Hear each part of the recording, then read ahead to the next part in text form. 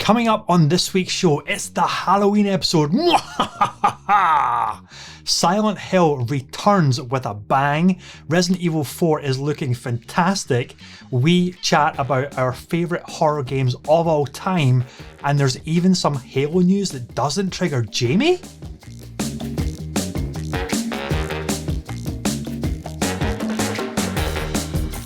Look at Sarah. See, my hands. That's amazing. My hands are blue. I mean, there's only 3 levels of effort here. Wow. I am at the bottom tier currently, but fuck it, hold on, more fake blood. More. Jamie's been applying fake blood during the whilst we're waiting for you, Sarah. And I'm not kidding. I think he's blinding himself as we speak. That's full-on commitment, and I love it. My whole white balance is out because of how orange this wig is. Come on. Yeah, I don't know if you can turn off auto white balance, but it's kind of cool. You look like you're in some kind of lava lounge. I love it. Look at that. It's the lava lounge. Oh my god! Look at my really crappy Freddy glove. It's great. I love Freddy so much. Terrorize your dreams. So just do Scary Terry from Rick and Morty. He's easier to do than Freddy. So, you can run, but you can't hide. I know. The thing is, as well, I'm going to have to take this off because it's my mouse hand, Sarah. I can't operate anything because you physically can't do anything with it. Stupid fucking glove. Yeah, exactly. Oh, I love Ladies and gentlemen, if you haven't realised, this is the Halloween episode of the Weekend Catch-Up Club podcast. I'm going to take this glove off right now so I can actually look at my show notes and do all the intros and actually operate functions here. So hello, friends, and welcome to the Weekend Catch-Up Club podcast, the coffee morning show brought to you every week where friends hang out and chat about some of the latest stories going on in the industry. You can follow the show on all your favorite podcasting platforms or watch the video version over on youtube.com/gamertagged. This is episode 83. It is, of course, the Halloween episode. And joining me, as always, is the man who is literally crying tears today. It is the king of the tangent, James McClellan. Hello. Oh, brother. Oh, my goodness. It's running down my face and it itches. This was a mistake. And joining us in the co-host hot seat with incredible makeup, audio listeners are so missing out on this particular episode. You have heard her in Rollerdrome. You're about to hear her again in Goat Simulator. The ethereal, the spooky, the immensely talented Miss Sarah Lynham. Hello. Oh my goodness, we're going to have so much fun this episode. Crazy. Everybody's gone to town. Everybody. I love it. I just threw it out there to do a little bit of a costuming. Wasn't expecting any kind of commitment, but I love that we're all on board and doing something ridiculous for a radio play, for a radio show. Yeah. Well, I spent the last couple of days trying to pull together a costume because I said to Ross, I know I have a Jason Voorhees hockey mask somewhere and I can't find it.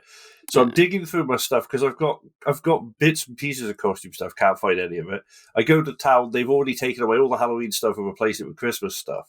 And so I was like, okay, what we're going to do? So I decided to just pour fake blood into my eyes until it hurt. And I am now someone who has been forced to play through Too Human for an hour. That would make anyone's eyes bleed for sure. Too Human. Oh, the masterpiece that only one person refers to as a masterpiece. Isn't that right, Jamie? Yeah. Alan actually he's started a reserve to rescue copies of it from the wild. And he has like 25 copies of this game now because obviously they were all destroyed. So he's building a collection. I'm forever on the lookout for copies because that way I've got all of his birthdays and Christmases sorted. I can just hand him over another copy of Too Human and he's happy as Larry. And they can live the free range life out on the farm of Tedder, the Tedder range. Yeah, beautiful. It's a beautiful thing. Amazing. Gang, we have such a great show. We have Silent Hill news to talk about. We have the Resident Evil showcase to talk about. We have a feature on our favorite horror games that we're going to be talking a little bit about. and we have some Halo news that maybe, just maybe, will not trigger Jamie this time. No, I like this. But we'll news. see. It's good. We'll see. We'll see. So, guys, Silent Hill. Silent Hill had a transmission broadcast they referred to as, where they dropped, this is Konami, of course, dropped a whole ton of Silent Hill news. Not just the remake of Silent Hill 2, there's multiple things coming in the form of new games. There's a new movie coming. There's what seems like another game called Silent Hill F. Silent Hill Ascension, I believe, is a game. Return to Silent Hill is obviously the movie. Silent Hill Townfall is a game. And Silent Hill 2 Remake, which looked amazing. So I'm going to probably pass this over to one of you because I actually have no real history with Silent Hill. I played a little bit of the first one way back on the PS1, I think it was. Mm-hmm. But I was more a Resident Evil kid, and I didn't really play much Silent Hill. So apart from the new game looking fantastic, the remake, I should say, looking fantastic, and it's coming from a developer called Bloober Team, who I know very well. I know their work from Layers of Fear. One of my personal favorites is Observer, which is a cyberpunk cerebral horror game, which is amazing, starring Rutger Hauer, which is phenomenal. I urge everybody to go check that one out. And most recently, they did The Medium, which was that dual kind of parallel realities kind of thing, psychological horror. So they're very much the horror studio of the moment. And I think they're going to do a fantastic job of this because it's right up their street of slower-paced, more messes with your mind and scary as heck imagery. So, Sarah, do you want to take the lead on this one? Yeah, sure. I think the Silent Hill franchise is pretty great. I played both Silent Hill and Resident Evil growing up. Well, I don't know if I can technically say I've played them all because it's very much a case of I will play it with other people around, and if it gets too scary, we do a little controller shift over to the next person, which is really fun. I'm so excited. The trailers that dropped look so cool. Like, that was this one where, like, the imagery alone that they were working with is phenomenal, and someone's face just literally fell off, and I was like, this is terrifying. It was wonderful, and I'm so excited. Like, I didn't catch who the artist was that they were collaborating with for that project, but that looked insane, and now I'm like, right, I'm gonna have to do a deep dive into this person's like existing artwork because their kind of style is something that really appeals to me, so I'm really excited for this. Yeah, super psyched. Jamie? Yeah, my first experience of Silent Hill was a friend of mine coming into school, and he walked up to me, and I said, "Morning, Ed," and he said, if I ever end up in a place called Quiet Mound or Peaceful Hummock or something of that nature, he said, do me a favour and tell me never to go to the hospital. And then the next day he came into school and he said, listen, about yesterday, forget that. Tell me to barricade myself in the hospital, but to avoid the school at all costs. And he was just telling me bits and pieces. And that weekend I went to his house and sat down and we played some together. And the old-fashioned, controller back and forth. And just fell in love. Like, it's brilliantly atmospheric. I'm all for a balls to the wall schlocky 80s horror fest, but the stuff that really gets me is the slow creep, plays on your mind. What was that in the shadows type of horror? And Silent Hill absolutely nails it. So the remake I'm very excited about because most of them I've played in bits with friends because back then I was purely PC based. And I used to play them around my mate's place at the weekend on their sort of PS1 and that. So I've played later entries in the series as well, like the one that came out for 360. I'm trying to remember the Room, I think it was, which wasn't. Oh yeah, I mean, it was good. It wasn't quite as good as the original sort of thing. But so I think they've got the right dev team there to do it. I think all in all, I'm just very excited to play it. Like, I love horror games, absolutely adore them. So right up my alley. I can't wait, and I can't wait to make Al play it because he's a big shout bag. So it's going to be great times. It does, and let's talk a little bit about how good this remake is looking. It looks just outstanding to the point where, okay, wow, like horror games are have they ever been this popular before? It seems like we're getting such a great collection of horror games coming out. Obviously, RE4 Remake, which we're going to talk about in a little bit, Silent Hill Remake, and it's like there's just loads of amazing horror games out just now and coming soon, and like it's just such a great time to be a horror fan. And I don't know what game engine Bloober Team are using for this one, but the visuals just look absolutely fantastic. From the opening scene where the lead character, I'm not going to try and butcher any character names here because I'm not familiar with the franchise, but he's kind of like thumbing the palm of his hand, and you can actually see like the skin and muscle deformation as he's kind of moving and applying pressure to his hand. It's like, whoa, we're at this stage of graphic fidelity now. Never mind like the face peeling stuff and the flowers blooming for the other game, but we're getting such grossness and such high fidelity ickiness. It's like, oh my god, I don't know if I'm going to be able to play it. I want to play it, but I really don't know. And what I like from the trailer, because I remember hearing about atmosphere about the Silent Hill games, and like the fog was such a prevalent thing, mostly because of you couldn't render draw distances very far in front of you back in the day of the PS1 hardware and stuff like that. Whereas now it seems like, okay, we've got this really dense fog, but it's like really high fidelity dense fog, and it's not just because the draw distances are reined all the way in. So, oh god, it just looks so good. I think that's part of the reason why we're getting so many great horror games, is because we can achieve something visually that we maybe couldn't, like, 10 years ago.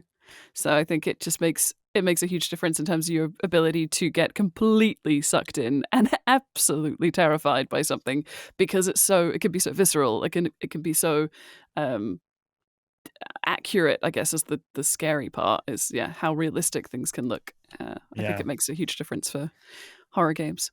I know, and obviously the Silent Hill Townfall is we just got a teaser trailer for that. We know very little about that, but it is from the creators of Observation, I believe it is.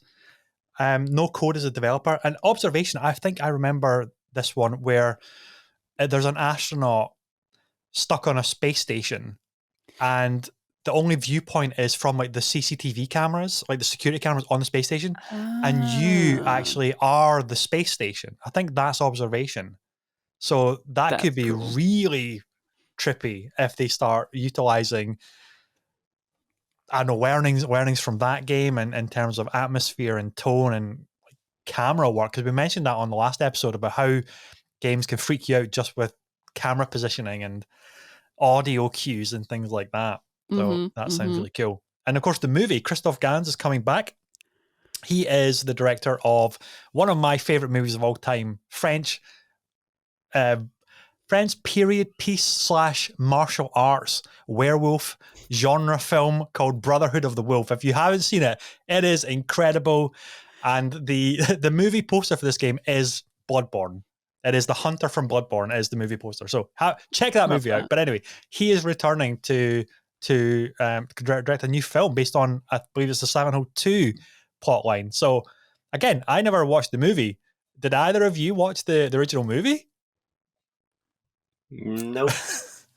I can't remember who was in it. Yeah. I don't think I did. And I don't know why. When did it come out? Do we know when it came out? Oh, 2006, it says here. Okay. So I was at university. I mean, that was a while ago. Yeah. Maybe I was too busy studying. Yeah, air quotes, studying. Yeah. Libations. I know. But hey, any new horror film that's coming out is always a good thing. I would definitely check it out. Jamie's just like spilling tears of blood all over the place here. It's going everywhere at this point. I'm ruining everything. Sorry. So no, I never actually watched that one. I saw the shots though of Pyramid Head, and he looked fantastic. Like they did a hell of a job with Pyramid Head in that film. Like, the look of it is spot on, and the nurses, because the nurses were particularly fucked up in Silent Hill. Like they were great mobs. So it looked really good, but I don't think I ever ended up actually watching it. Although I think actually maybe I did, but you see, I suspect it's been on at an event I was attending with friends, but I wasn't watching it because I was too busy, probably with the aforementioned libations. Because there's a few films over the years I've been like, I've never seen it, and I start watching it going, I've seen bits of it through a haze. I remember now. So yeah, it might have been that, I think. Mm-hmm. Yeah. God. I'm excited. I'm excited for all of this news for the super fans, and of course it'll be my first experience of a Silent Hill game, so I'm really excited for that. And so much good stuff. So moving on, Resident Evil Showcase. They showed a whole bunch of stuff as well. Obviously, it was mostly focused around Resident Evil Village, the new DLC, the Winters expansion DLC, where I'm actually really excited to play Resident Evil Village in the new third-person mode. I don't know how you guys feel, but whenever anything is first-person, I get a little bit too immersed when it's first-person, and I cannot play horror games in first-person. It's too much. It's too intense in a first-person horror game. So I have to roll back to games that are mostly, with a couple of exceptions, which we'll get into on our next segment. I have to go back to the third-person thing. There's a little bit of a detachment for third-person rather than the first-person. I mean, I tried Resident Evil 7, which was the first real first-person one, and it's the shack in the woods of was it Louisiana or something, the bayou. And Jack just relentlessly pursuing you in first person. I thought, oh, fuck that. No way. No way. I can't do this game at all. And then it's first person when Ethan's getting his hand chopped off and stuff. I was like, no, can't do it. It's too scary. But anyway, we got a glimpse, of course, at Resident Evil 4 Remake. And my God, this looks incredible. Incredible. Jamie, what's your thoughts on this one? Oh, I'm so excited. Out of all the news, the Resident Evil 4 Remake news is actually the biggest one for me, because that is probably the best entry in the series, as far as I'm concerned. Like, Resi 4 is just absolutely fantastic. And the remake looks so damn good. It's so shiny and new. It's beautiful. Although not actually shiny, because that's something that you do get with remakes where things look a little bit too dialed up. It doesn't. Sure. It just looks right, is the only way I can put it. It looks beautifully done, but it's still very much Resi 4. So yeah, I'm really excited about that. The third person mode I think is good, and it's obviously nostalgic as hell for the old stuff. First person doesn't bother me with horror. I'm desperately searching for a horror game that scares me. Same as with a horror film, because maybe I'm just desensitized or a terrible person, or I don't know, but I've got a very good filter between what's real, what's not. So I'm always slightly detached when I play stuff, watch stuff, read stuff, and it doesn't tend to get to me. I still love it, but it doesn't. So no, I prefer the first person stuff, but I'm glad it's going in. So I think it's a good thing. But yeah, no, just lots of, like you said before, it's a very exciting time to be a horror fan, and like two of the biggies, like the big franchises for horror, having so much going on. It's awesome. Can't wait. I know. Sarah, give me all your Resident Evil goodness about this. I mean, yeah, Resident Evil 4, that's super great. It's definitely the best one. It's got to be the best one, right? I still remember playing through the very first game, and that was literally a swap controller situation. And I think there were a couple of moments where the controller came to me and I just passed it straight on. I was like, no, this is too much. First versus third person, though, I think it would be quite nice if you had the option either way. I guess it would be a lot for a dev team to sort, but for a big franchise, that shouldn't be an issue. Sure. But I do think it's a tactical choice, right? Like, especially with anything with like locked camera angles as well. If it's like, right, here you are, you're at the top of this little square, this is all you can see, this is where the corner is. And it's just like, yeah, it's so clever. And I think it's such an important tool for the devs to be able to say, no, this is the way that we want people to see the game. I don't know. I think generally speaking, I prefer to play third person. However, there are some amazing first person horror games, and I would try not to like stop myself from like playing a first person just because I don't particularly like the style, because I'll persevere. I'm like, okay, now I'm looking at my actual own physical hands that are being, torn, or or whatever. And also like games in VR, I guess, is the other thing. Like that's basically the best kind of first person.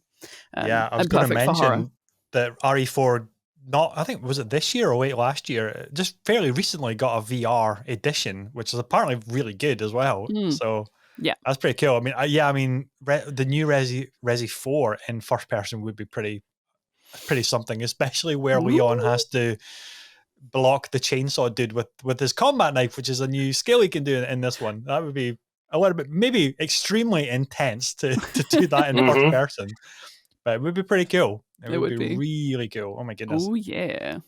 Yeah, and this engine that they've got, the RE engine, is just allowing the developers to just crunch in so much detail and so much fidelity. I mean, we mentioned the kind of the muscle pressing of the Silent Hill 2 trailer, but one of the things that always stuck with me with the Resident Evil 2 remake is one of the opening cinematics is the trucker who's having a burger, and you can see him using his tongue to run his tongue over his teeth to get the food out from between his teeth. You're thinking, we can actually see that movement in his mouth now because it's so high fidelity with the motion capture. Yeah. It's just insane. And this, obviously, RE4 looks to be raising the bar again for like the expectation for remakes, like a proper from the ground up, fully remaking these games. And obviously Silent Hill is doing that, and a couple others which have just been announced, which you can maybe say for future shows. But it seems like when they do it right, there's like the sky's the limit for what is possible. It's really just a case of obviously time and budget, and if the publisher's willing to invest that level of budget into it, then the fans are in for one hell of a treat. And God, cannot wait. Anyway, before we go into our main section of the show, which is going to be our favorite horror games, we'll maybe save it to the end. Let's talk about Jamie's favorite topic, his favorite game of all time. It is, of course, Halo and Halo Infinite. He loves to talk about Halo Infinite, and we love to get him to talk about Halo Infinite. Exactly. But this headline really stood out to me because it is such an amazing headline that 343 Industries, the custodians of the Halo franchise, are offering Halo-themed prosthetics to children who have lost their limbs. It's a partnership with the non-profit charity Limitless, which I think is a fantastic name, Limitless Solutions. Yeah. And oh my God, talk about an inspiring little kind of trailer video that they put out for it as well to announce the partnership, and the fact that the work that obviously Limitless Solutions do for children and young adults who have lost their limbs through various circumstances. And oh my God, like some of the footage that they did with using like I guess their production techniques with the 3D model scans of the actual character models from the Haloverse, like Kat from Reach? Yep. Spartan Reach. She had the full kind of blue and metal prosthetic arm in the game, and now they switched to one of the young women who actually had that prosthetic in real life. That was freaking awesome. The fact that, I mean, and you could see the elation on the children's faces of getting to have a Master Chief arm. Like, what an amazing initiative. Someone is hammering on my door. Oh, I'm in full eye blood makeup and someone's hammering on my door. There is. That's okay. Absolute Sarah, time. cover for Jamie until he comes back. Okay. What would Jamie say? Jamie would say, "This is great. I love Halo." No, but in all seriousness, this is genuinely super cool. I think, like one of the things that I have mentioned in previous episodes is like that gaming is like for everyone, and it's an environment where everyone should feel welcome. And this is such a lovely way of basically saying, look how cool you're going to look in this Halo gear. And I don't know, I think it would almost, I would be jealous, like, because they look super cool. It seems like a strange thing to say. I'd be jealous of like losing a limb and getting a cool Halo accessory, but in principle, like I think the idea of like getting these Halo themed prosthetics are super cool and so that's. I don't know, it's just wholesome, isn't it? It's lovely. Totally. And yeah. Talk about raising awareness on a global stage for this non-profit company. Like, if you've got the might of Microsoft that are going to be putting out videos like this and raising awareness for Limitless Solutions, who is a non-profit I had never heard of. I didn't even realize it was a thing. And then they're doing partnerships like this. I mean, you can see it going beyond, obviously, just the Halo stuff. You can see other partnerships. You can imagine a Marvel partnership, and then a child gets to have like the Winter Soldier's prosthetic arm or something like that, or Iron Man's prosthetic arm, or that those partnerships would be phenomenal. And of course, it's allowing more children to not have a stigma about not having like four able-bodied limbs, and I think that is just absolutely amazing. Jamie, did you scare the bejesus out of whoever was knocking at your door? I really did. I opened the door and I said, "Can I help you?" And he just went, "Oh." So yeah, whoops. That'll teach people to come looking for me during the day. So, what are we talking about? Halo and Limitless. Limitless and the Halo partnership. Yeah, Limitless are awesome. I've seen bits and pieces from them before. I think there are, if it's not them, there are companies that actually do, like you were saying about Marvel-themed prosthetics and things like that, and I believe there is some licensing with them, but it's been a while since I've looked at their stuff. I don't know, much humor is taken on at the expense of the fact that I have a dodgy leg. But I did actually, for the past 10 years, I've been trying to sort of weigh up the option as to whether or not I should have the leg amputated. It was something that was offered to me. And obviously not quite the same as being a kid and being faced with that choice. But sure, one of the things that I sort of took into consideration was, if I do it, I'm having a cool leg. Like, I'm definitely getting a cool leg. What I was going for, and I designed it myself, was a steampunk Iron Man. That was the plan, right? So that'd be amazing. Sick. All wood and brass with actuators and little valves. Like, I was started drawing it all out. Then I found out that I don't need to lose the leg. So, and I was slightly disappointed. Yeah. Because I can see that. They're off, because I have to have surgery now, and I'm like, well, if you're doing all that effort, just take the leg and give me my Iron Man. But I digress.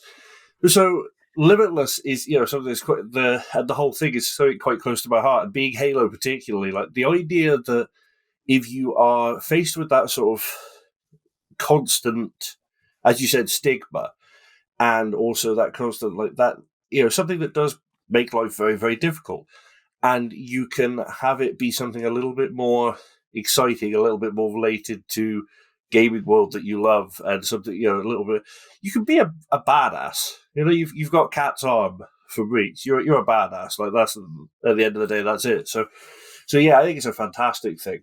And I'll even set aside my current, chagrin with 343 for this, because it's a brilliant, brilliant thing they're doing. And I love the idea, and I do look forward to seeing what else Limitless can do, and what other companies get on board with licensing. Yeah, I love that this news came off the back of their recent accessibility showcase as well, of the other things that Microsoft are partnering with on the software side, as well as this, which it's video game adjacent rather than like directly influenced initiatives for game development. But the accessibility showcase was very much, this is what we're doing, this is the partnerships we're doing to improve accessibility features in the entire pipeline for developers, whether it is the physical stuff like the buttons, the controllers, the remappable peripherals that you can get. They obviously highlighted, Jamie, one of the UK charities that are deeply close to both of our hearts with special effect in their work. And that was just amazing to see. And then, of course, going into the actual kind of software side as well, and highlighting games and features and initiatives where developers can actually implement and have a sounding board and ways to learn about, okay, what should we have for accessibility features in our games, and how do we implement that in a meaningful way? Because a lot of the times you see conversations about we don't necessarily have a robust bank of accessibility features because it doesn't align with the vision of the game or something like that. It would change the game or things like that. But at the end of the day, if the accessibility features are in there, you can access them or not access them. It's a ridiculous argument to say it doesn't align with our vision of the game, because that vision of the game is preventing a huge player base from accessing your game, and it's a stupid argument which needs to get thrown out. Mm-hmm. And when you see games that do it, I mean, still the most robust game I think I've played with accessibility features is The Last of Us Part 2, and they rolled that into The Last of Us Remake as well with their accessibility features. Like, blind people can actually play this game because of the different like audio cues that they've really embellished and invested in to make it so somebody who is hard of vision or just can't typically play a normal game can actually play these games. And I would never access these things because fortunately I don't have to access these features. But the fact that a player who maybe has low contrast vision, for example, can make the whole game grayscale, and then the enemies are bright red, you're like bright green. Okay, artistically, the designer were saying, like, what the friggin' hell are you doing to my game? This is not the artistic vision of this game. Yeah, but somebody who's registered as blind can now play your game, and they're getting the same experience because they can play it. And then everybody else who is fortunate enough to have no issues medically or otherwise can play it, quote unquote, as intended, like with the artistic vision intact and like the colors and the lighting and all this kind of stuff. And it's great that Microsoft they seem to be really kind of leading the way on the physical stuff, like with partnerships with Special Effect, with the adaptive controller, with initiatives like this. But then like other developers, especially Sony and Microsoft and other publishers, are really investing heavily into hiring an accessibility expert to really push these initiatives. And that's a wonderful thing to see in the industry. Yeah, 100%. Yeah, I think like even on the lower end of stuff, like one of the things I always look at is Fortnite, because in Fortnite you have the option. So obviously, one of the things that's great with battle royales and that sort of game is you're listening for the cues of someone being close to you. So you're sat in a room, sort of like getting your ammo together and that, and you hear someone walk past, and you think, "Oh God, I've got to gotta either make the choice, like, do I try and take them on? Do I hide? Like, what do I do?" And it's part of the fun. But I have, I've got tinnitus. I basically, if it exists, apparently I have it, and it's causing me issues because I'm falling apart as an old man. But I have tinnitus, and I struggle sometimes with certain pitches. And I was finding that I had to have the game volume incredibly loud to pick up on it, but then I couldn't hear my mates who I was playing with, and it was a frustrating thing. But you can turn on visual cues for footsteps. Yes, and this is different awesome. sounds. This is awesome. Yeah. Now, subsequently, most of the guys I know who play it have turned them on because they're actually a lot bloody easier, and it's a good way of goofing the game. So fair enough, but it makes my life a lot easier, and it lets me play it closer to the way that other people are playing it.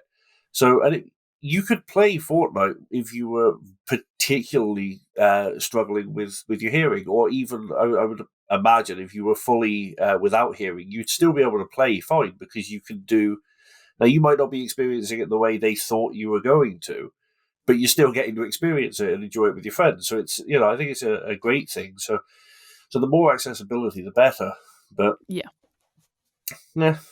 absolutely, 100%, 100%. So shall we move on to our main feature of the episode?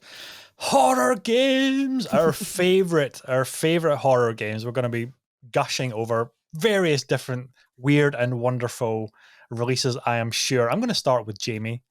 I know one of yours for definite, but I don't know other ones that maybe are a bit more obscure or popular ones. I don't know, but I think Phasmaphobia's got to be on your list.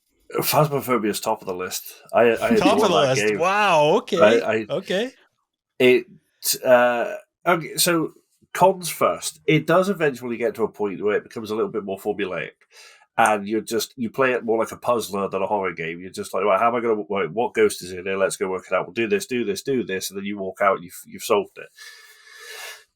But they're very good at. They need to tweak their gameplay loop. It's becoming a little stale at this point. But then I'm talking to someone who has quite literally hundreds of hours in the game, like too many hours, realistically. But so all of that aside, Phasmaphobia, yeah, it is one of the best experiences. You go in with a group of mates and you wander around creepy old houses or creepy new houses. That's the other thing I love with it. The fact that not every location is a decrepit asylum or a creepy old mansion. Like there's some just houses in regular neighborhoods, and you're in there, and everything looks normal. And then you hear a noise, and you turn around, and the door creaks open slightly, and you're like, oh, and you check it with your EMF, and you get a couple of beeps, and then that could be it for a little while. And you're wandering around, and then someone throws a glass at you. You're like, okay. And it can slow build, or sometimes you go in, all hell breaks loose immediately.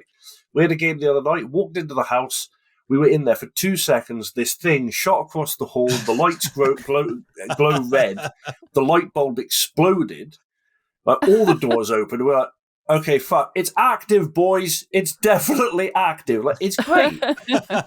It also uses... we're normally playing it in Discord because we played it so much, and it's just a bit easier, to do. But it's got proximity chat, so when you a radio. So when you go into the school or the asylum, the bigger buildings, you can just about hear your mates talking to each other down the corridor because they're next to each other. So we usually split into teams of 2, and then you'll hear a far off scream as one of them gets jumped by something, and then it's over the radio. It's like it's down the end, and it's so good. It's just so good. And it spawned, which for me is brilliant, a massive wave of imitators. So there are thousands of these things on Steam, one of which is another pick, which I'll get to. But yeah, Phasmaphobia, like honestly, if you're a PC player, because it hasn't made it to consoles and stuff yet, I'd love to see it happen. But if you're a PC player and you want to play something that's fun and you can get real like jump scare factor and things like that out of, but also has the creep factor, because too many horror games rely solely on jump scares, and that just gets boring. Yeah. But Phasmaphobia, it's top of it. I love it. I absolutely adore it. I will play it forever. I want to go play it now. I've talked about it. so shall we do like a round robin where we all do one each and we kind of do like a few each? Okay, Sarah, you're up next then. Oh, which one am I going to choose? Okay, I mean, first of all, I just want to give some big love to Phasmaphobia because it is amazing. I'm going to say my favorite of them all, if we're putting one at the top, will have to be Bloodborne. Ooh. Yeah, I am kind of obsessed with that game, considering it's like, for me anyway, I've only just recently played it, like as in for the first time. I think it was in lockdown, and I am just obsessed with it. It's so good. It's amazing. It's beautiful and like challenging because it's, it's a Soulsborne. It is the Born of Soulsborne. Yeah, and I love the fashion element of it as well. I love the big boss fights, the gory, terrifying, weird, and wonderful things you get to attack, and the satisfaction of progressing in that game is awesome. Also, like the multiplayer aspect of the game is amazing. That's right. If anyone hasn't played it, you should definitely play it. It's really good. And if you want a hand, I can play with you. Yeah, and suitably horrifying as well. The imagery and the way it's crafted the world, and like at moment's notice, you can get just slaughtered by like the weakest of enemies as well, or you can come out feeling like a triumphant badass hunter. Yeah, love the gothic realness. God, amazing. Okay. Oh God, is it my turn then? Okay. My favorite of all time. I don't know if I have a favorite of all time, but I am gonna talk about Condemned Criminal Origins on the Xbox 360. I love this game. I've actually still got my disc, and I'm considering to do it on a Halloween stream or something like that on Monday. Maybe we'll do that. But this was an Xbox 360 game. first person, which is normally questionable. Am I going to play this? Am I going to enjoy it in first person? But this was absolutely tremendous. And again, it's a slightly different style of horror game. You are a forensic expert trying to solve a murder. And so you have your little like blue light and your camera, and you've got to like solve the murder scenes and things like that. And it feels like the movie Seven or the movie The Bone Collector. Those kind of movies that are like forensic horror films. It's very much like that.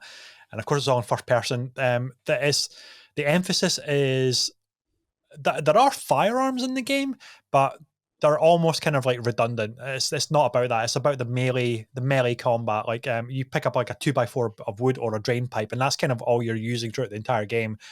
And it is so cool because there's these like the thugs and the junkies and things like that in the city are just these horrible kind of manifestations of societal issues that will attack you on sight, and they're so brutal and so terrifying. I remember vividly one of the enemies, these kind of just a random low-level thug, but he had like his head wrapped in duct tape and only his kind of mouth was exposed, and it was so unnerving and just terrifying that when they'd kind of leap out of the dark at you to try and mess you up, you can block and things like that, and then you can try and get the better of them or just run away.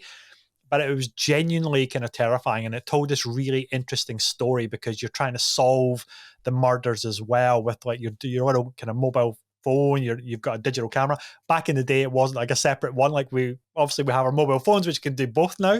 But back then, it was like you have a digital camera with a flash on it. You have a mobile phone, which you cannot take pictures with, and you have your forensic analysis tools as well. And I'm thinking, I really need to play this again, and I would love for this to get a remake in Unreal Engine because my God, the visuals that could look like that this game could look like in present day game engines would be phenomenal. Again, it's one of those games which is all about atmosphere. It's quite slow paced. It's not like a heavy action game, but when the action kicks off, then you got to be prepared to like block and counter and punch back or kick back and things as well. And it's so kind of weighty to the movements and when you connect. And what a game. Like, I urge anybody to try and check out. It should be mega cheap now if you can find it on like PC or something like that. And Sarah's a PC gamer now, so no excuses. Sarah can probably find it on a Steam sale for a couple bucks. But it's such a cool game that I would love for that series to come back. And Condemned 2, the sequel, wasn't as well received. I didn't even play it because I had read and heard that there was more emphasis on like firearms in the game, and that's not what the first game was about. And it was far more effective and unnerving to say, I've only got this rickety table leg or this 2x4 bit of wood with a couple of nails in it, and that's all I've got to defend myself whilst I'm trying to find the serial killer, but also fend myself off against all of these thugs. Great game, like truly great game. I'd completely forgotten Duct Tape Head. I remember that. Tape Head. That was so a vivid, brilliant right? visual. Yeah, no, it was awesome. It's like very evocative of like Chitters from Hellraiser almost, because you could only see the bottom half. So yes, oh gosh, yeah, that was a damn good game. That. Okay, so my next pick would be a franchise more than just one game, because I love them all. But Left 4 Dead. Yes. Left 4 Dead, one of my favorite games ever. Yeah, Left 4 Dead, Left 4 Dead 2, and Back 4 Blood, to be fair, was really good fun. Although I don't know, not quite as, didn't capture me quite as much. It was still really good fun, and nearly got me copyright struck from Twitch because there's a bit where you can't turn off the fucking music. So, but no. But no, Left 4 Dead, absolutely adore. I have a real thing for. I love multiplayer games. Like, I mean, we've talked about it countless times. I love to be able to play games with friends. And one of my favorite things is games I like games where you survive together, whether that be like Minecraft or Grounded, where you've got to survive, literally survival games, or games where you have overwhelming odds and you are just battling. And Left 4 Dead, the minute you trigger a noise and you just hear that, you're like, oh, fuck. And then you look over the rise and there's 60,000 zombies coming at you. And in the midst of it is one big chubby guy vomiting constantly. And you're like, guys, this is not going to be a good day. Like we've picked the wrong day to go for a picnic in the middle of the airport. So it's brilliant. And I love the I love the level designs. I love I like that sort of kind of post-apocalyptic world's gone to hell type feel of things. I enjoy that as a setting anyway. It's probably why I love Fallout 4 so much and things like that. Like it's a good setting for video games. There's something kind of appealing as a gamer and as someone heavily immersed in fiction most of the day, that the idea that society will collapse eventually, and Lord knows if you're following the news in the UK at the moment, it's going to collapse eventually. Mm-hmm. So, but if it's that knowledge that it'll happen, but you're going to be left standing with a fire axe and a can of gasoline in your hand, going, "Come on, you bastards!" It's a great thing. So I wouldn't necessarily say it's always that scary in Left 4 Dead. It's heart pounding, and it's that it's not so much fear as it is like just abject panic, which I love. Yep. But then you get these moments in it with like the witch, where you'll be walking and you'll hear that crying in the dark, and you suddenly stop, and everyone's like, "We're going to move very carefully through this sewer because she's here somewhere, and if we bump into her, we're fucked." And so and then you're there creeping around now, and then inevitably one of you screws up and gets jumped. Love it. It's a brilliant series of games, and I've long wanted them to make Left 4 Dead 3. And have yearned for news of it. And then we got the spiritual successor with Back 4 Blood. And it is absolutely worth playing, especially because it certainly was, and I believe is, in Games Pass. And it's great fun. It's got that feel of Left 4 Dead for sure. Like I said, is it crossplay, Jamie? I'm curious if it's crossplay, because then we can all get together. Fairly certain it's crossplay, because I'm pretty sure one of the guys was on Xbox One. I would have to double check that, but I am pretty sure it was crossplay. And it's cool, great fun. Yeah, we should do that, because both of you can play on PC now. Mm-hmm. I'm on Xbox, so that should be totally fine. We should hook up and do that. Let's do it. I'm totally down. Sessions. Yes. It's a damn good. It's a damn good game. It's one of those games. I had a discussion about it when it came out. It's like, would it be worth buying blind out of the box? I don't know, because it's in Games Pass. It's definitely worth trying, and then once you get into it a little bit, it's like, it's got that fun factor of Left 4 Dead. It's got that, me and a few friends are gonna get absolutely torn apart by the zombie hordes. This is a good night, and I love it. I don't know that it's got quite the charm, but then some of that could be nostalgia speaking as well, for the experiences that I had playing Left 4 Dead with friends back in the day.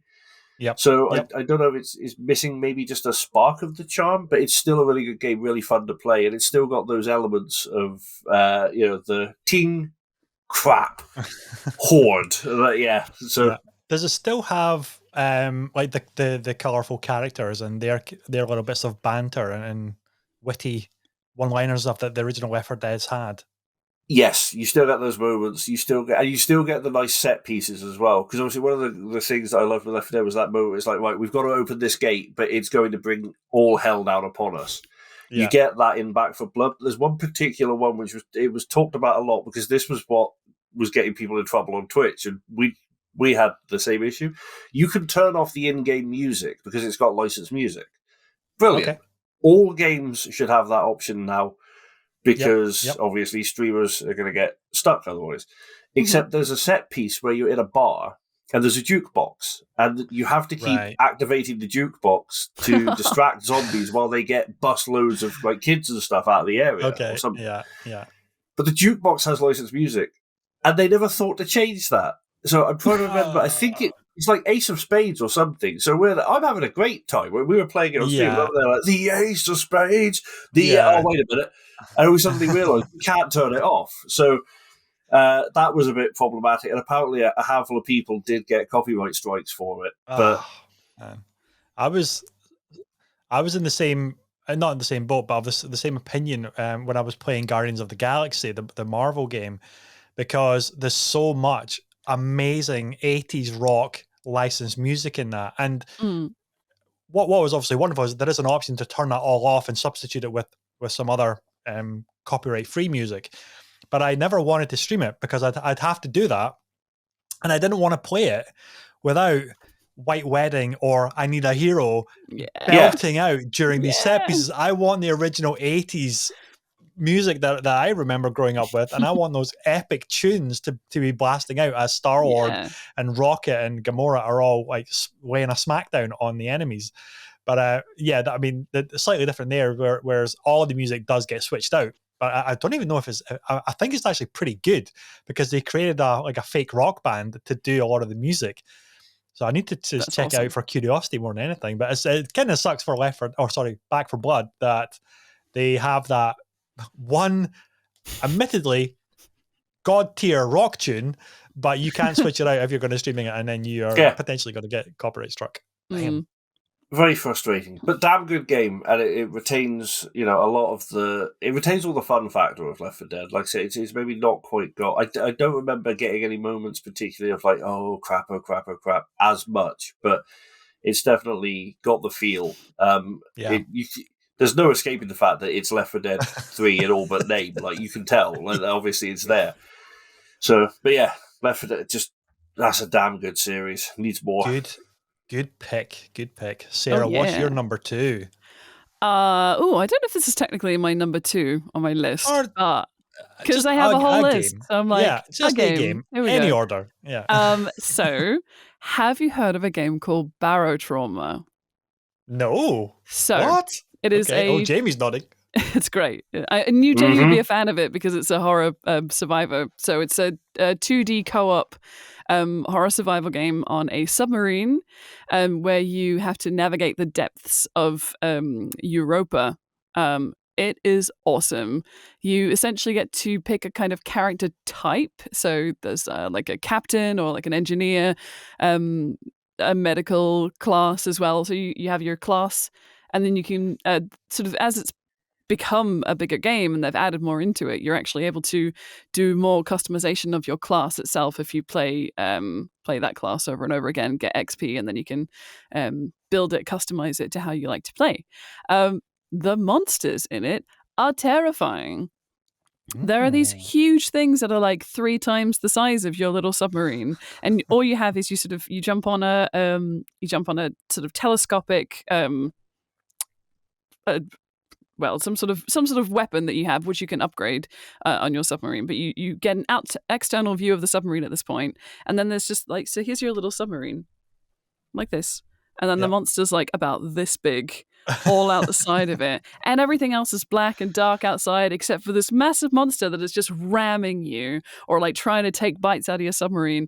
Everybody else on the submarine is running around frantically trying to like seal up the holes that have happened because of the monster, and the people on the guns are trying to like kill it. The guy who's the captain is trying to navigate away from it or into it, and it's so fun. And then there are these terrifying like missions where you go into submarines that have essentially the crew is not reporting in, so you need to go find out what's happening, maybe retrieve some items from that submarine, and so you go out into the dark ocean of Europa, away from your submarine, your safe submarine, to this terrifying like wreckage of a submarine, and you have to investigate it. And sometimes there might be a sort of undead person on there who may bite you, and then you may bring that back to your submarine and then end up killing all your friends.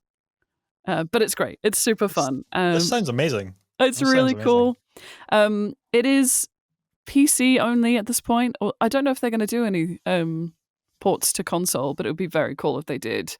I would definitely recommend it. I think we've played with, and it's also like massive multiplayer.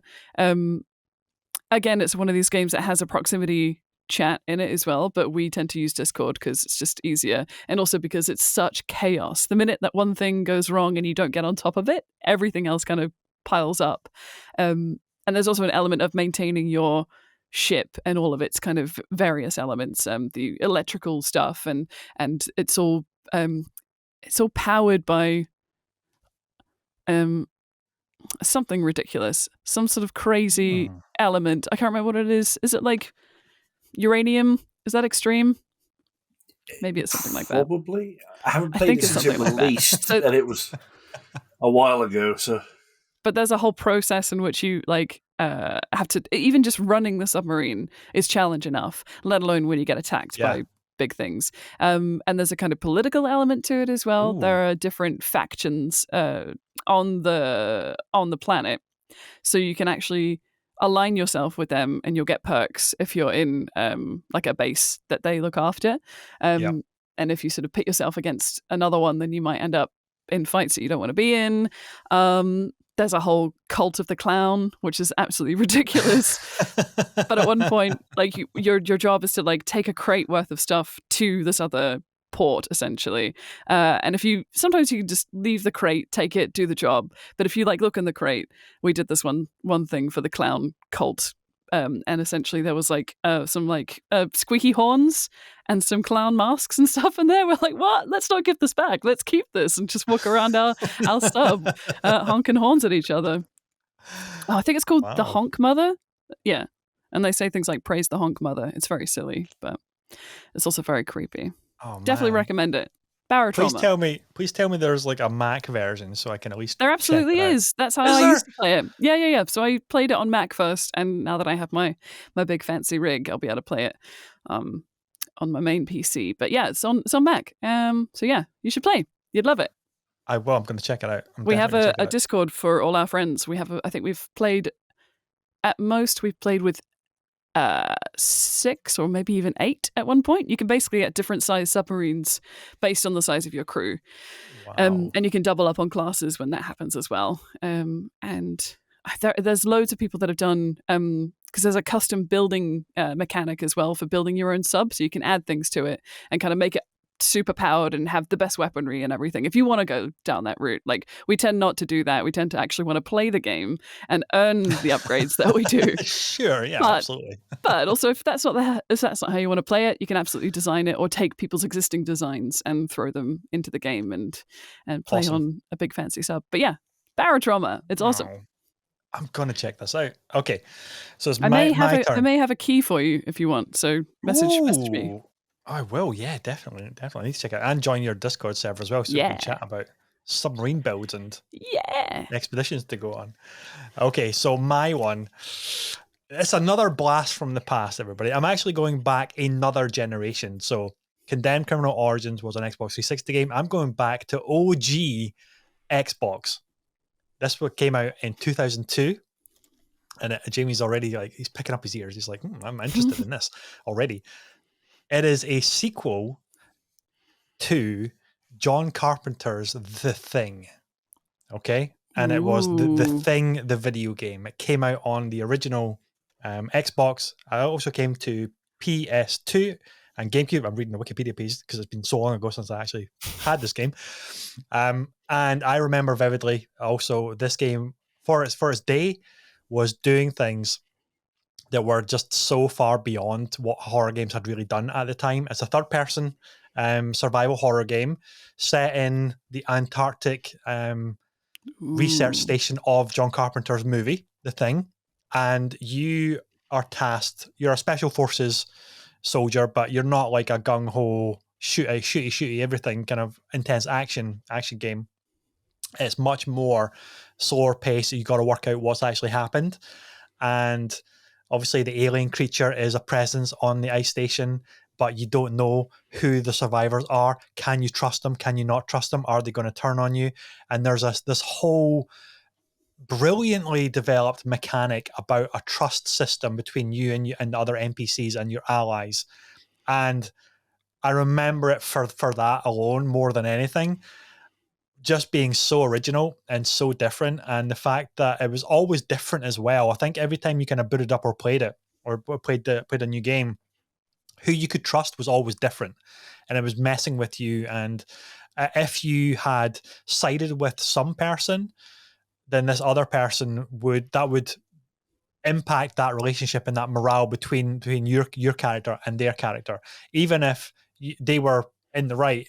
And it was almost, you kind of see it in like the Walking Dead Telltale series, where you have to work on your relationships and your morale and things like who you're going to side with, and then the repercussions of that.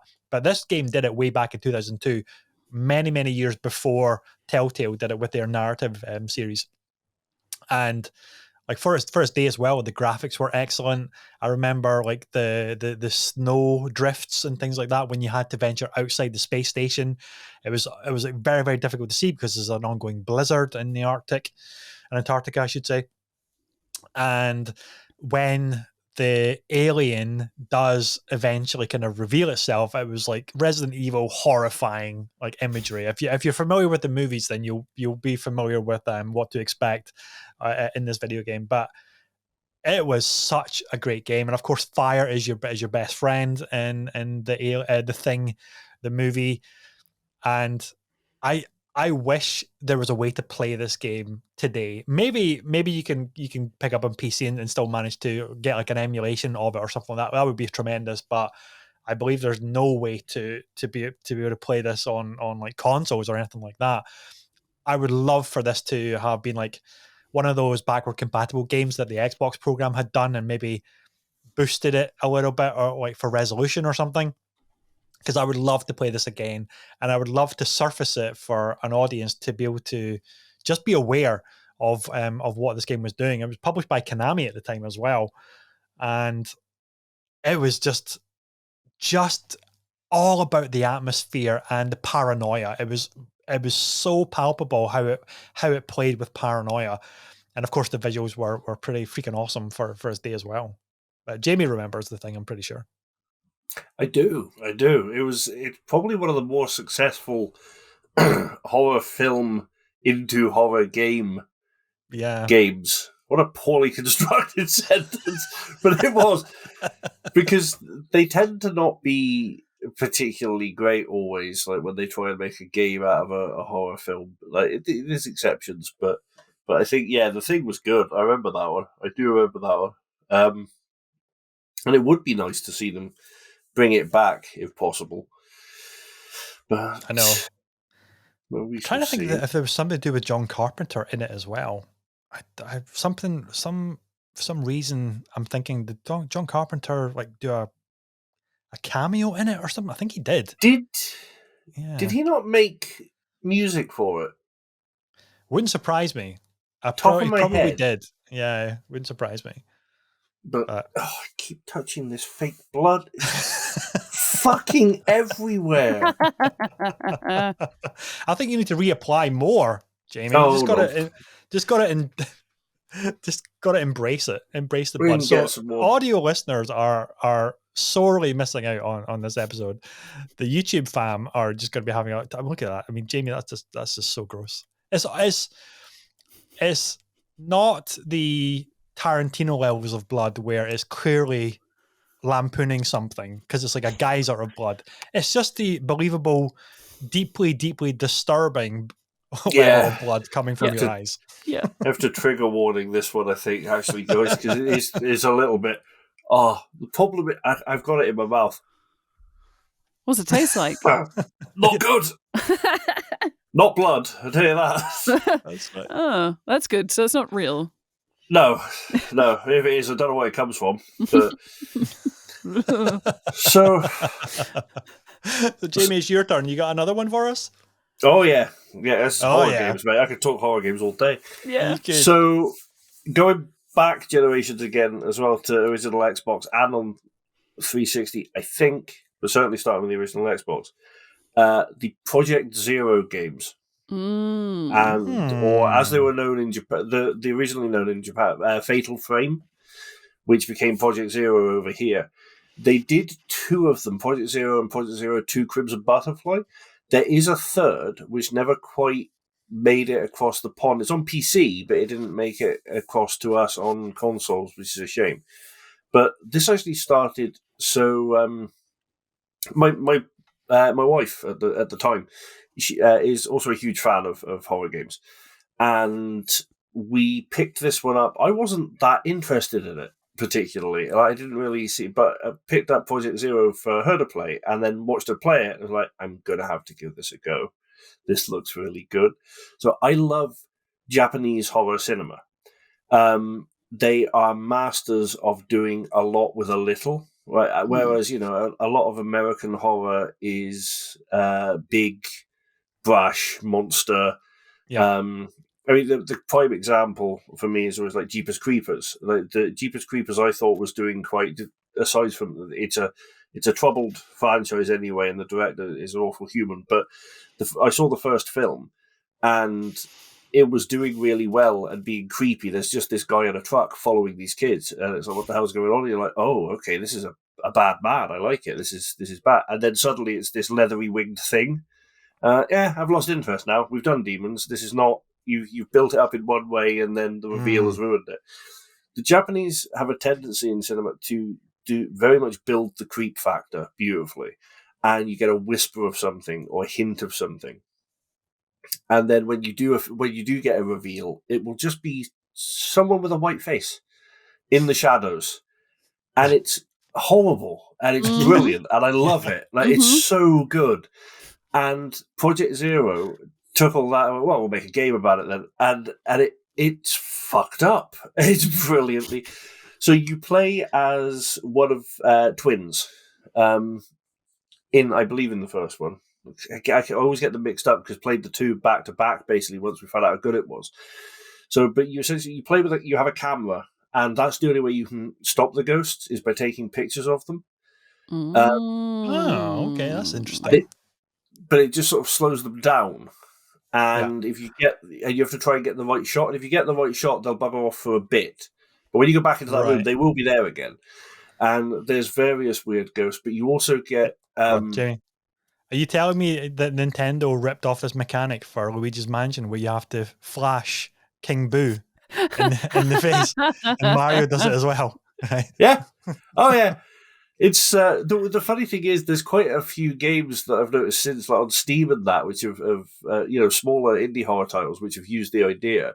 Yeah. Even Phasmaphobia does it. There's one type of ghost that when you take a picture, it buggers off for a bit. So it's great. It's a very much a camera obscura type thing. It's an old fashioned camera that you're carrying around. That's cool, yeah. And there's some brilliant sound effects, some brilliant creepy moments, and there's special ghosts. Like there's one that comes towards you just going, my eyes. It doesn't have any, right? Which is always great. And the bit that got me was there's a scene where you're walking up some steps and it cuts to a cutscene, and you're still on the stairs, and you hear a noise, and you turn around just as this woman falls past you down the stairs.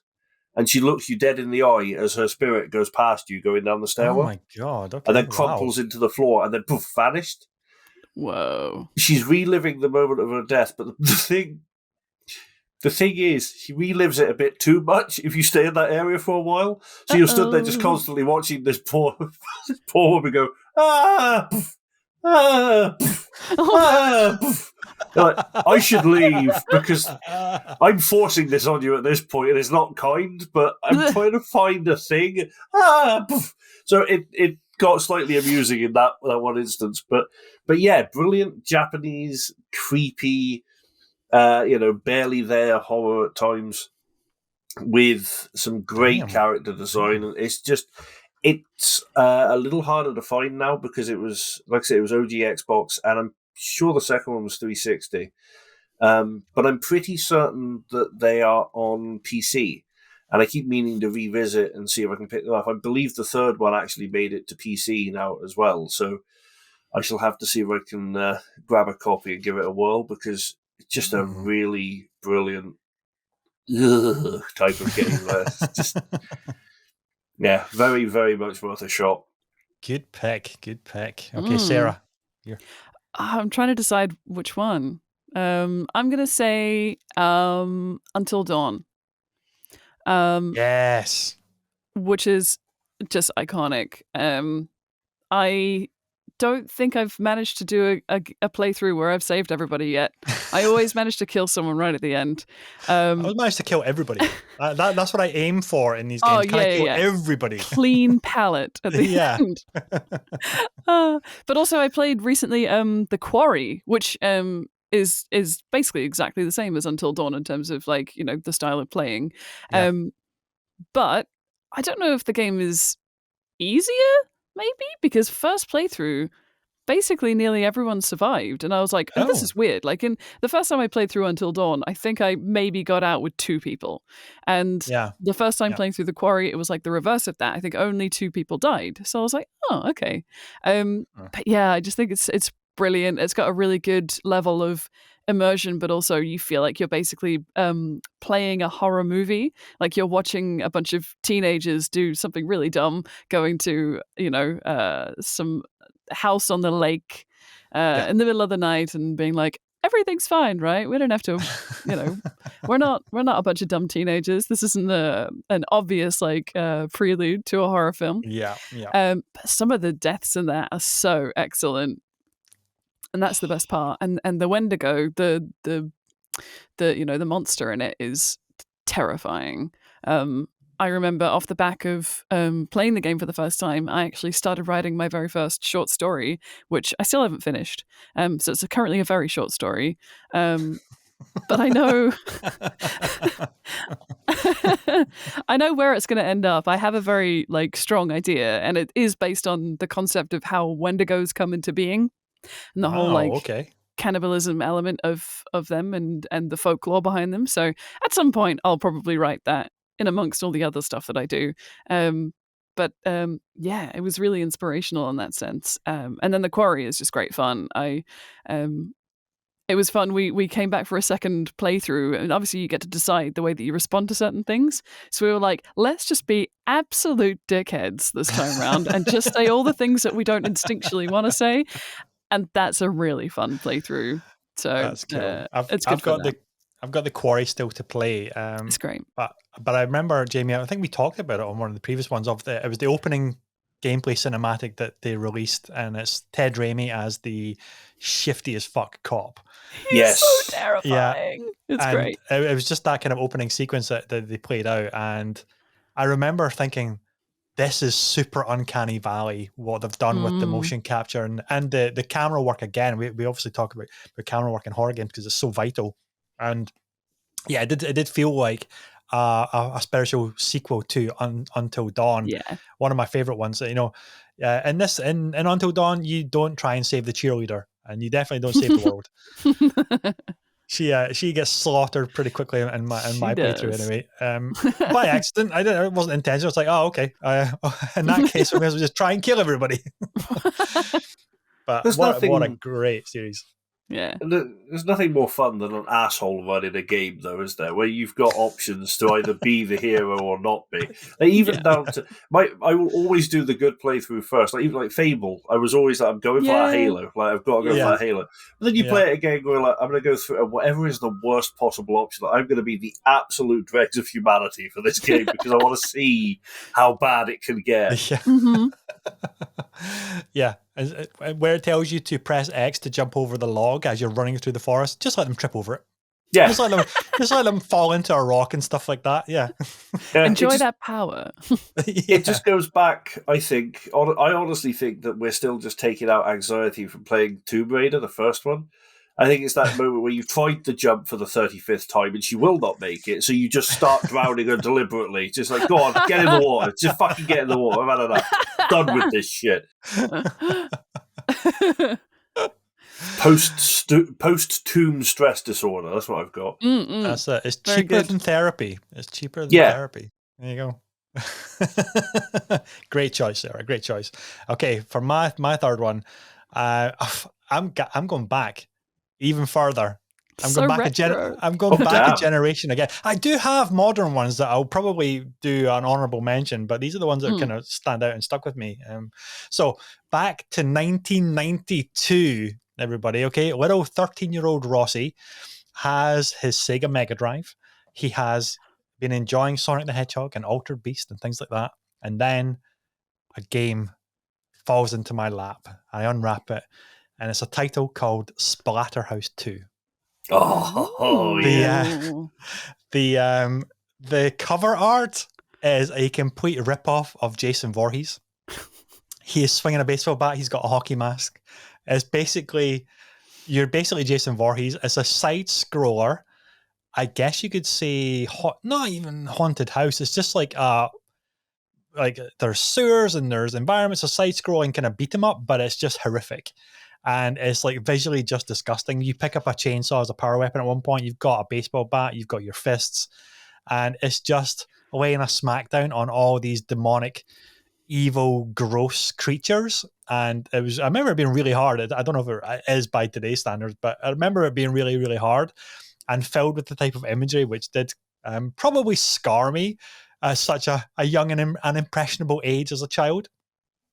But one of the things that really stood out was the skinless babies that whine and wail and crawl along the floor, and you have to stomp on them. Do you stomp on them, or do you have to kill them, or you chainsaw them? Things like that. It's what a retro game. And I don't know if it's available through emulation on like maybe like the Switch Virtual Console or something like that. I would love it to be, because I'd love to dive back into it and see how it holds up. Probably does not hold up at all. But for its day on the Sega Mega Drive, though, the power of the 16-bit machines, this game was an absolute blast and a riot, and pretty horrifying in its imagery and stuff. I loved it. And Jamie's nodding away. I think he remembers it quite vividly as well. Oh yeah, it was great. A mate of mine had it. I remember being going around to a friend's place one weekend, getting dropped off by my mum or something. Like this was a little bit after, because 92, I was 8, not as old as I look. Yeah, it was like I was 8, so I think it was maybe his like Big Brother's Mega Drive, maybe. But it's like, oh, you two can go play on that if you want. And he's like, do you want to try this game? And it's just splat, gore, splat, gore. And even back then, I was exactly the same as I am now. I was just like, that's cool. It's just desensitized to a horrific degree. But yeah, no, it's a fun game, and I have played it since. Emulated, somewhere. And it's still fun. It must be, right. It must be easy to get somehow, I would have thought. Or as long as these are the games that I wish wouldn't be lost to time and hardware changes. They need to be like preserved somewhere so people can pick them up and experience them somehow, because retro gaming is it's filled with so many gems of what the state of the industry was back then, and what artists were doing with the technical limitations. I mean, today is almost unbridled imagination you can create because of the power of everything nowadays. But back then, like 8-bit, 16-bit, it was like real wizardry to try and get these things, trying to get like really colorful art, and then you've got the audio as well, the 16-bit audio, and to deliver these things on a cartridge with instant loading. Not like today. Well, actually, we'll almost go back to instant loading, actually, with the SSDs and everything like that. But back then, it was like, blow in the cartridge, shove it in, turn it on, and you're gaming straight away. Yeah. Those were the days. Yeah. I don't hold me to this, but I've just been sat here thinking, and Splatterhouse 2 might be on one of the like collection things that got released, like the Sega collection or something like that. Sega collection or something? Oh, I'm going to possibly. I'm sure I've played it on a recent console. I'm sure I have, but I could just be losing my mind, which is entirely possible. I've drank quite a lot of fake blood today. I'm not sure what that does to the memory. No, you're right. You're right, Jamie. It says it will be included on the Sega Genesis Mini 2 in October 2022. So this month, Halloween month. Oh, so it's coming out on one. It's coming out on the next Genesis Mini or Mega Drive. Nice, Mini, I guess. Oh, worth it. There you just go. For that, folks. There you go. Yeah. Free plug to Sega. Give them your money just to play Splatterhouse 2. So much. I know. Right, so we're coming up on time. So shall we have a quick whip round of like honorable mentions, games that we just love that are in the horror vein? Jamie, go first. A couple. Shout out 3 if you've got 3, and then we'll just do 3 each and then wrap. Easy enough. Alien Isolation. Yeah. Has to go in there. That was on my list, you bastard. Okay. It had to be on someone's, didn't it? It's so good. It's so creepy, and you're being hunted by a xenomorph. I mean, it's enough said, really. That learns. I would say one that, in a weird twist, one that I haven't actually played, but I've watched played. And it's an interesting way to do horror games. One of my favorite ways to play a horror game is to not play it, but to let Alan play it and watch him. And he played Mortuary Assistant. That's on my list. It's so good. It's so good. It is exceptionally weird and creepy and fucked up, and it uses everything from tiny audio cues to jump scares to real balls to the wall fucking sketchy ass. I'm so impressed. And third is it's an indie title made by one guy who shamelessly saw Phasmaphobia and thought, ooh, my turn.